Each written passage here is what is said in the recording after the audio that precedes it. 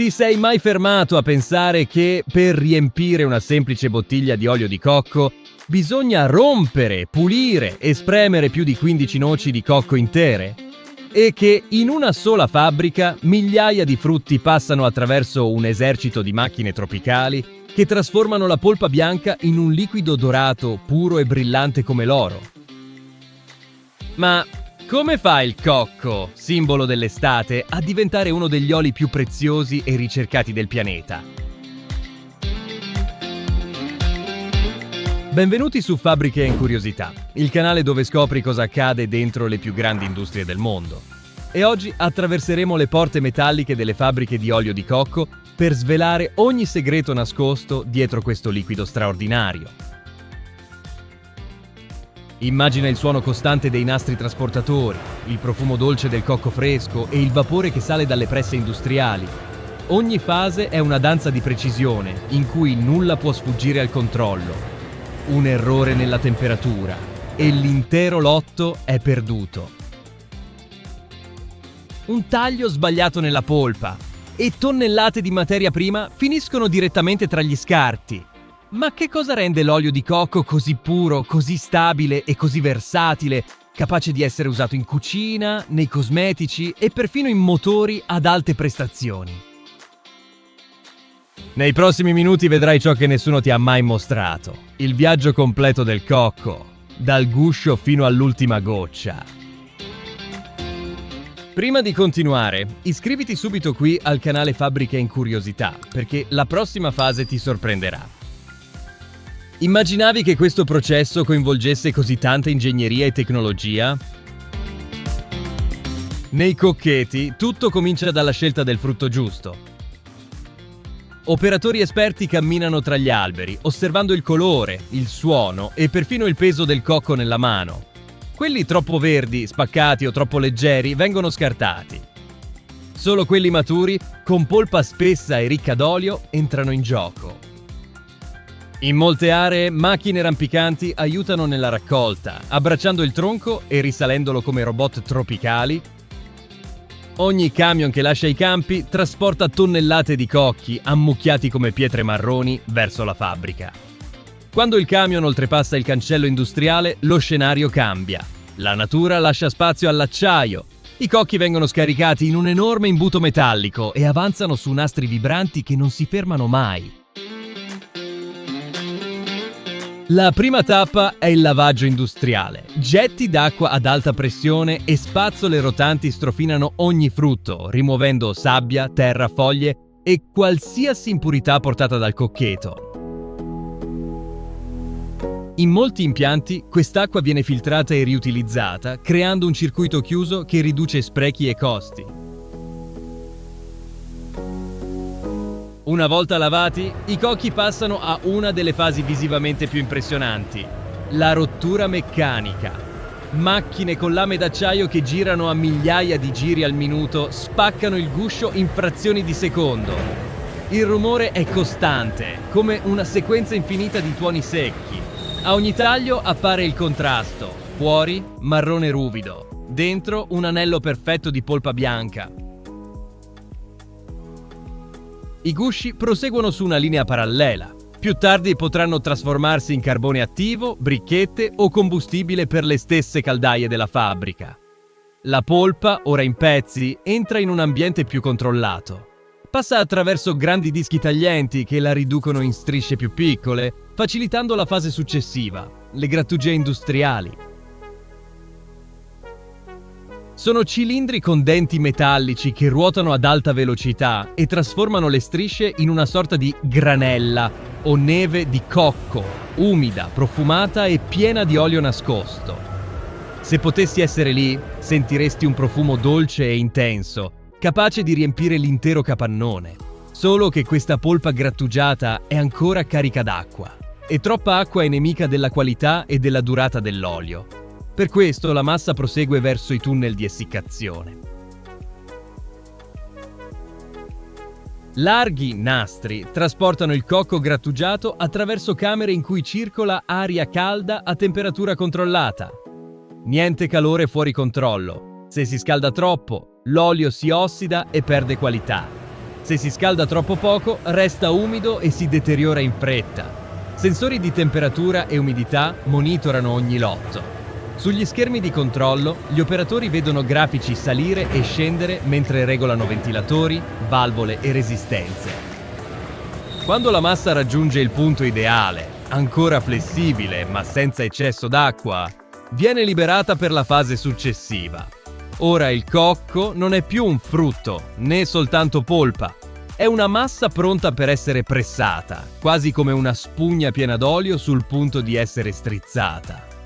È proprio in questo momento che la fabbrica effettua una sorta di checkpoint di qualità. I campioni vengono raccolti, pesati e analizzati. Se risultano troppo umidi, tornano all'essiccazione.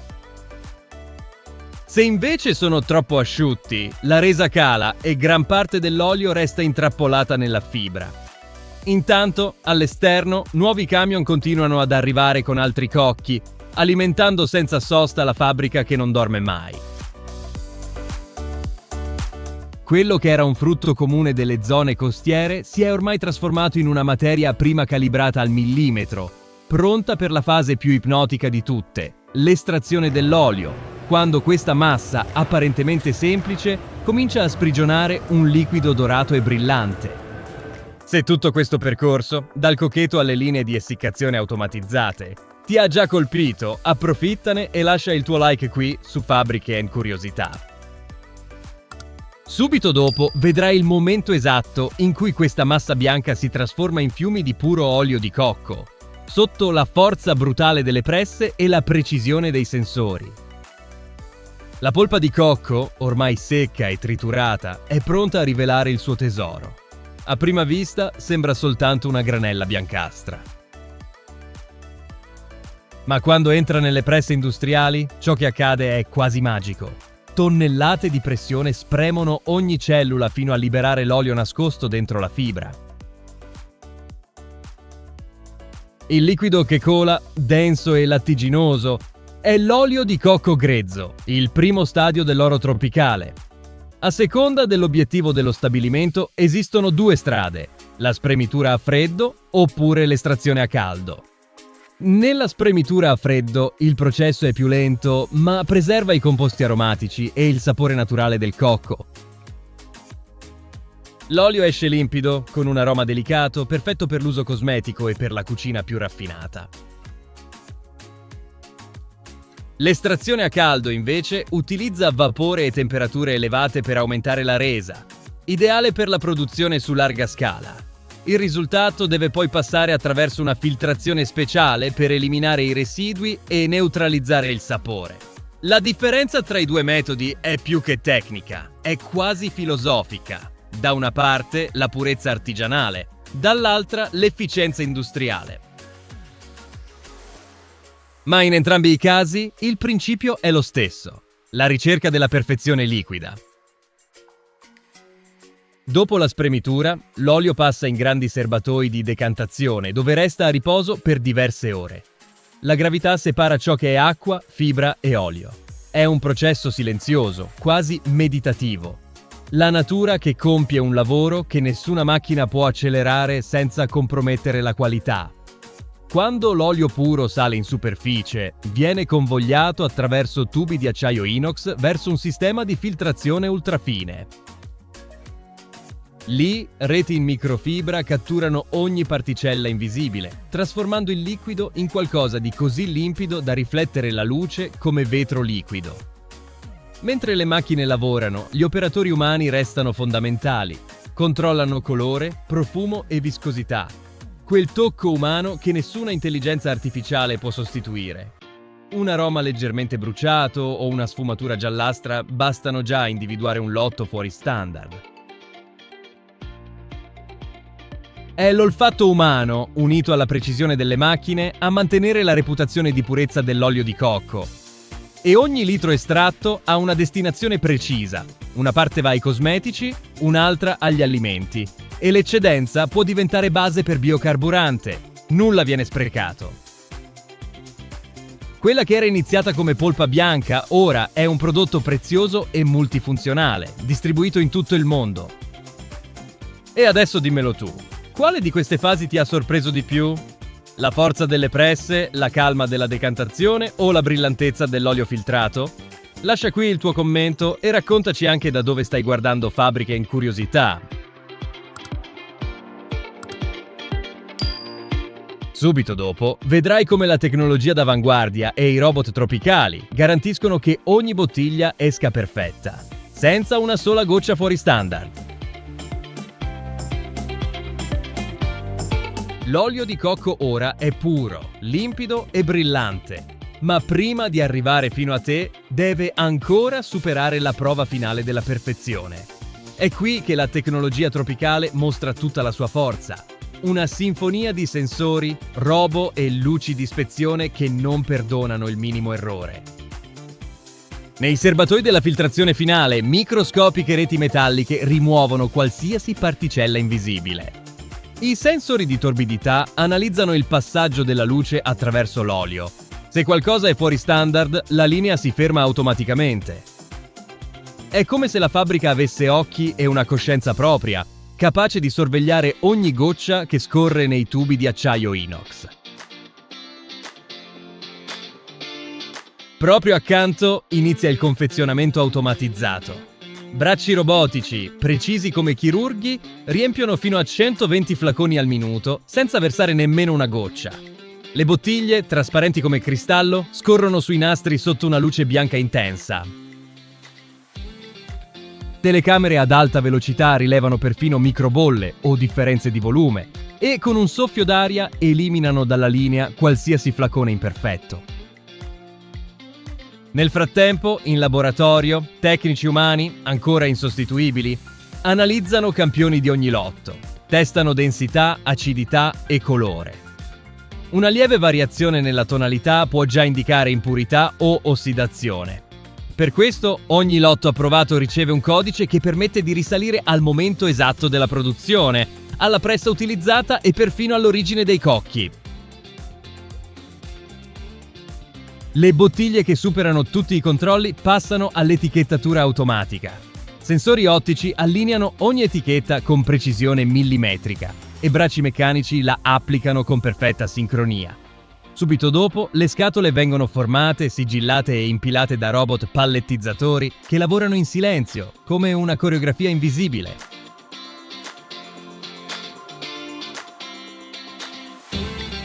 Una moderna fabbrica di olio di cocco può produrre fino a 100.000 litri al mese, rifornendo sia l'industria alimentare sia quella cosmetica a livello mondiale. La cosa più sorprendente è che parte dell'energia che muove tutto questo arriva dagli stessi scarti del processo. I gusci bruciati generano vapore e il vapore aziona le turbine. In altre parole, la fabbrica alimenta se stessa, chiudendo un ciclo sostenibile ed efficiente. Incredibile, vero? Se questa miscela di ingegneria, precisione e sostenibilità ti ha colpito, lascia un like qui su Fabbriche and Curiosità e aiuta a diffondere la conoscenza su ciò che accade dentro le fabbriche più affascinanti del pianeta. E preparati, perché ora arriva la rivelazione finale. Come perfino gli scarti del cocco si trasformano in nuovi prodotti. Il vero segreto sostenibile di questa industria dorata. Quando le macchine tacciono e le luci della fabbrica si spengono, ciò che resta non è spreco. È quello che l'industria chiama il secondo oro del cocco. Residui che, ben lontani dall'essere rifiuti, tornano nel mondo con nuove funzioni e nuovi significati. Per ogni tonnellata di cocchi lavorati, resta una montagna di gusci, fibre e polpa disidratata. Ma nulla di tutto questo viene buttato via. I gusci esterni, duri come il legno, vengono portati su una linea di carbonizzazione. Lì, sotto calore controllato e con ossigeno limitato, si trasformano in carbone attivo, utilizzato nei filtri per l'acqua, nei cosmetici e perfino nei medicinali. È un prodotto di alto valore, esportato in decine di paesi. Le fibre marroni, invece, conosciute come coir, vengono lavate ed essiccate e diventano materia prima per tappeti, corde, imbottiture e substrati agricoli. Nelle serre e nelle coltivazioni, questo materiale aiuta a trattenere l'umidità e a nutrire il suolo. È il cocco stesso che restituisce vita alla terra da cui proviene. E la polpa che rimane dopo l'estrazione dell'olio si trasforma in farina di cocco, ricchissima di proteine vegetali. Nutre gli animali, diventa ingrediente per barrette energetiche e persino base per prodotti da forno senza glutine. Nulla si perde, tutto si trasforma. Al vertice di questo ecosistema industriale c'è anche il recupero energetico. Il vapore caldo generato durante l'essiccazione della polpa viene convogliato per alimentare le caldaie, chiudendo un ciclo termico efficiente. È la fabbrica stessa che si autoalimenta, un sistema che respira sostenibilità e riduce le emissioni di carbonio fino al 30%. Ma c'è qualcosa di ancora più impressionante. In molte aree produttrici, come le Filippine, l'Indonesia e altre regioni tropicali, il cocco sostiene intere famiglie. Ogni parte del frutto genera lavoro, da chi lo raccoglie a chi manovra le macchine di confezionamento. E l'olio che viaggia per il mondo in bottiglie eleganti porta con sé una catena di storie umane, di fatica e di innovazione tropicale.